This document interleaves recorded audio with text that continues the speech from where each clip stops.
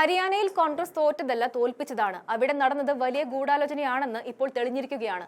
സംസ്ഥാനത്ത് 25 ലക്ഷം കള്ളവോട്ടുകളാണ് ഉണ്ടായിരുന്നതെന്നും പറയുന്നുണ്ട്. ഒരാൾക്ക് 10 ബൂത്തുകളിലായി 22 വോട്ടുണ്ടെന്നും വോട്ടർ പട്ടിക തെളിവായി ചൂണ്ടിക്കാട്ടി രാഹുൽ പറഞ്ഞു. എല്ലാത്തിലും ഉപയോഗിച്ചിരുന്നത് ബ്രസീലിയൻ മോഡലിന്റെ ചിത്രമാണ്.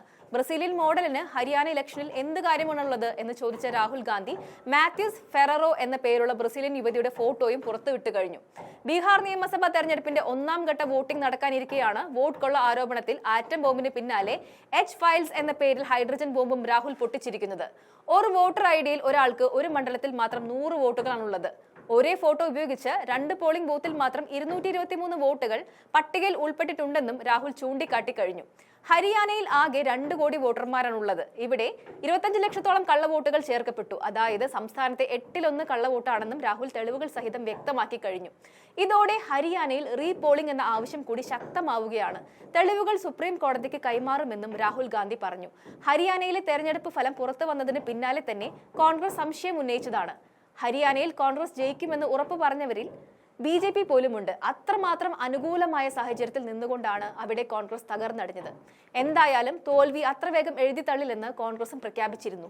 അന്ന് തന്നെ തെരഞ്ഞെടുപ്പിനെ തുടർന്ന് വിവിധ നിയമസഭാ മണ്ഡലങ്ങളിലെ ക്രമക്കേടുമായി ബന്ധപ്പെട്ട പരാതികൾ തെരഞ്ഞെടുപ്പ് കമ്മീഷനെ രാഹുൽ ഗാന്ധി അറിയിച്ചതാണ്. ഹരിയാനയിലെ അപ്രതീക്ഷിത തിരിച്ചടി പരിശോധിച്ചു വരികയാണെന്നും രാഹുൽ ഗാന്ധി അന്ന് പറഞ്ഞിരുന്നു. ഹരിയാനയിലെ ഫലം വന്നതിന് പിന്നാലെ വോട്ടെണ്ണൽ യന്ത്രത്തിൽ കൃത്രിമം നടന്നിട്ടുണ്ടെന്ന് മുതിർന്ന കോൺഗ്രസ് നേതാവും AICC ജനറൽ സെക്രട്ടറിയുമായ ജയറാം രമേശും ആരോപിച്ചിരുന്നു. പല നിയമസഭാ തെരഞ്ഞെടുപ്പുകൾക്ക് മേൽനോട്ടം വഹിച്ചിട്ടുണ്ടെങ്കിലും അതിൽ നിന്നെല്ലാം വിഭിന്നമായി ഹരിയാനയിലെ തിരിച്ചടി കോൺഗ്രസിനെ, പ്രത്യേകിച്ച് രാഹുൽ ഗാന്ധിയെ വല്ലാതെ ഉളച്ചു കളഞ്ഞതാണ്. പല നിയമസഭാ തെരഞ്ഞെടുപ്പുകൾക്ക് മേൽനോട്ടം വഹിച്ചിട്ടുണ്ടെങ്കിലും അതിൽ നിന്നെല്ലാം വിഭിന്നമായി ഹരിയാനയിലെ തിരിച്ചടി കോൺഗ്രസിനെ, പ്രത്യേകിച്ച് രാഹുൽ ഗാന്ധിയെ വല്ലാതെ ഉലച്ചു കളഞ്ഞതാണ്. അത്രമാത്രം വൈകാരികമായിട്ടാണ് അന്ന് രാഹുൽ ഗാന്ധി പ്രതികരിച്ചത്. തോൽവി അംഗീകരിക്കാനുള്ള മനസ്സ് രാഹുൽ ഗാന്ധിക്ക് ഉണ്ടായിട്ടുമില്ല. ലോക്സഭാ തെരഞ്ഞെടുപ്പിൽ കോൺഗ്രസിന് ഹൃദയം കൊണ്ട് സ്വീകരിച്ച ഹരിയാന 5 സിറ്റിംഗ് സീറ്റുകളാണ് BJPയിൽ നിന്ന് പിടിച്ചെടുത്ത് കോൺഗ്രസിന് നൽകിയത്. അതേ തിരിച്ചടി വീണ്ടും BJPക്ക് ലഭിക്കുമെന്ന ചിന്തയിൽ ഇറങ്ങിയ കോൺഗ്രസിന് പക്ഷെ വലിയ തിരിച്ചടിയാണ് ലഭിച്ചത്. അതിന് പിന്നിലുള്ള ഉള്ളറകൾ തേടി രാഹുൽ ഗാന്ധി ഹരിയാനയിൽ നടത്തിയ യാത്രയാണ് ഇപ്പോൾ ഫലം കാണുന്നത്. ഹരിയാനയിൽ ഭൂരിപക്ഷം കർഷകരാണ്. ഈ കർഷകരെ ചതിക്കുന്ന സമീപനമാണ് കേന്ദ്ര സർക്കാരിൽ നിന്ന് കഴിഞ്ഞ 5 വർഷമായി ഉണ്ടായത്. ഇതിനു പുറമെ ഗുസ്തി താരങ്ങളുമായി കേന്ദ്ര സർക്കാർ തുറന്ന പോരിന് ഇറങ്ങി തിരിച്ചതും ഹരിയാനയിൽ തിരിച്ചടിയാകുമെന്ന് BJP ഭയന്നതാണ്. എന്നാൽ അതും സംഭവിച്ചില്ല. സമീപകാലത്ത് BJP ഏറ്റവും അധികം തിരിച്ചടി ലഭിച്ച സംസ്ഥാനം കൂടിയാണ് ഹരിയാന.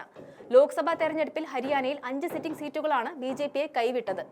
എന്നാൽ നിയമസഭാ തെരഞ്ഞെടുപ്പിൽ ഒന്നും സംഭവിച്ചില്ലെന്ന് മാത്രമല്ല, BJPയെ പോലും ഞെട്ടിച്ച ഫലമാണ് ഹരിയാനയിൽ സംഭവിച്ചത്.